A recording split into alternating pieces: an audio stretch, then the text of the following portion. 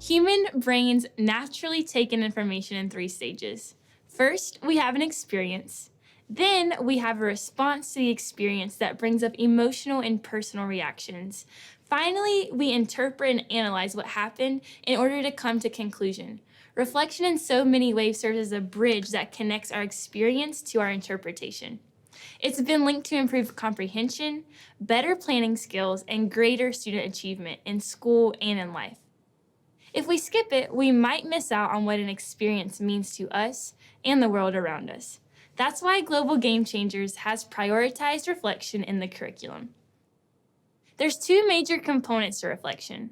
One that's part of the unit, it's called reflection, and one that's part of the lesson called connect. The reflection lesson reflects on the big takeaways of the unit. The Connect mini lesson helps students connect the larger themes and goals to the children's own experiences. I know reflection can seem time-consuming, but it can actually be addressed quickly and effectively.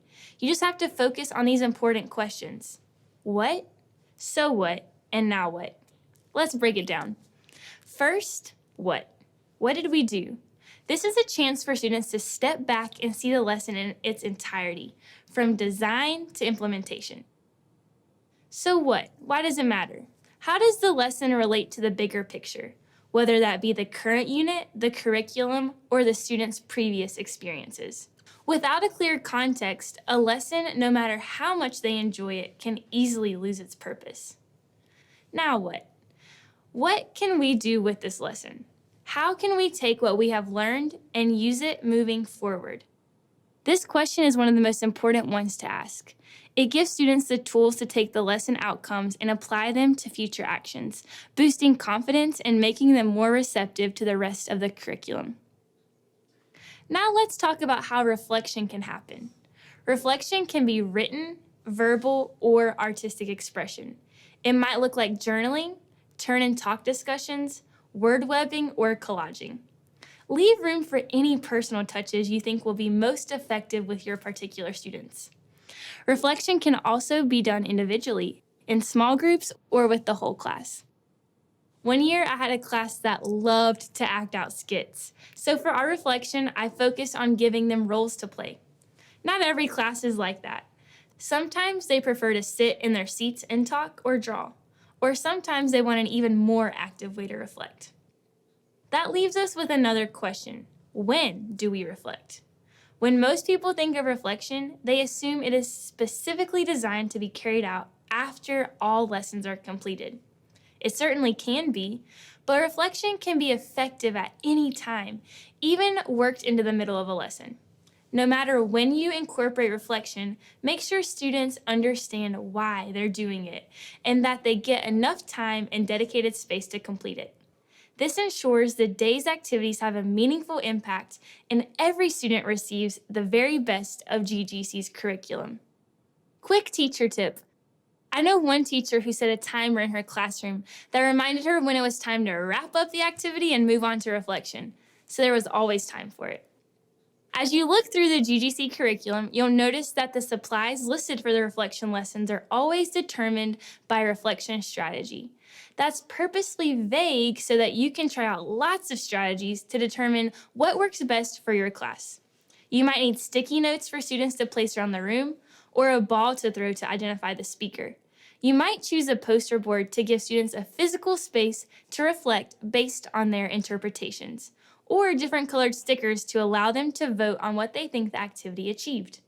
The upside of this lack of direction is flexibility.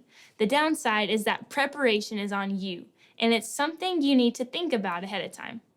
Now, let's look at some specific exercises you can do for what, so what, and now what. What? What did you learn? Here's a great opportunity to try out freeform journaling, which is a quick and easy way to reflect. The goal is to write for 3 minutes straight without stopping, while going over your thoughts on the lesson or activity. There is no structure, format, or even punctuation, if that's how you want to do it. When time is up, you can ask students, how did it go? Did the results surprise you? Do any themes stand out? These questions help students connect the reflection process to the activity. For younger students, this exercise can be adapted into a freeform drawing activity with equal results. In fact, many of the writing activities can. What really matters is the process of putting your thoughts into a tangible form. That brings us to the next step. So what? I mentioned word webbing, which is a way of linking concepts to a central theme, thereby exploring their connections for a better understanding of the whole. Here's an example of how you do it. In the middle of a piece of paper, write the topic word and circle it. For the sake of the lesson, we'll use the word reflection. Around reflection, you can just write down any words that you associate with reflection. These could be activities, concepts you picked up from this video, or your own ideas. Once the page is full, it's time to connect the dots. What is linked to what? Which ideas influence which activities? Where do we see parallel themes or linear motion? For students, this exercise can be crucial by paying close attention to each connection and how these connections come together. It gives them an intricate understanding of how the activity or lesson connects to the curriculum, the classroom, and outside experiences as a whole. Finally, we're left with the question of now what? What can we do with this new information? A skill rating is a simple and fun activity for your classroom. So for example, I might say, on a scale of 1 to 10, rate how ready you are to ignite good. You could ask for verbal responses, but personally, I like to get brains and bodies moving. So I might have students arrange themselves along a wall to show where they are on a scale of 1 to 10. So 1's on the left side of the room, 2's next to them, 3's next, and so on until we get to the 10's. I would ask my students to share why they placed themselves where they did and have them work together to resolve some questions about the lesson.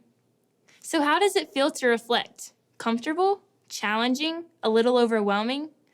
All of these responses are often a side effect of meaningful reflection and are very normal.